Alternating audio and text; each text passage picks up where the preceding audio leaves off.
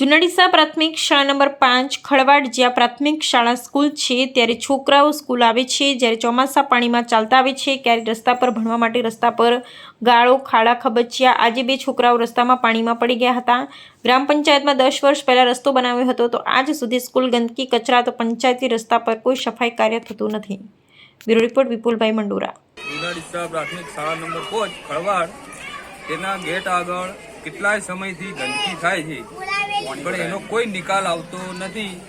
તો શાળાના પરિવાર બાળકો અને એમના વતી અમે ખળવાડ વિસ્તારના સદસ્ય એટલે કે અમે અહીંયા રહીએ છીએ પણ આ ગંદકીનો કોઈ નિકાલ આવતો નહીં। શાળાના ગેટ સુધી રોડ છે અને એના આગળના ભાગમાં ખાડો પડે છે તો પાણીનો નિકાલ થતો નથી।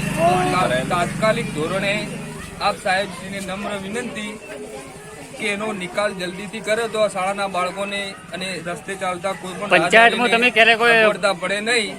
પંચાયતમાં કોઈ પૂછ્યું હતું કે ભાઈ આ રસ્તો બનાવવાનો છે કે કચરો કે આ કે એના વિશે?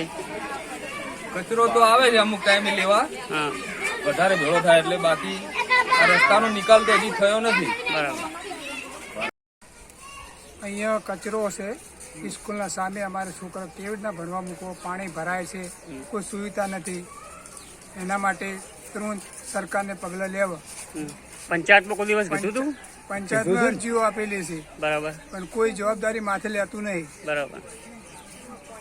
હવે રસ્તો કેટલા વર્ષ પહેલા આવો રસ્તો બનાવ્યો હતો? આ બનાવેદારથી જ આ ટાઈપનો છે ભાઈ। બરાબર, એના માટે સુવિધા કરાવો કોઈ બી હિસાબે।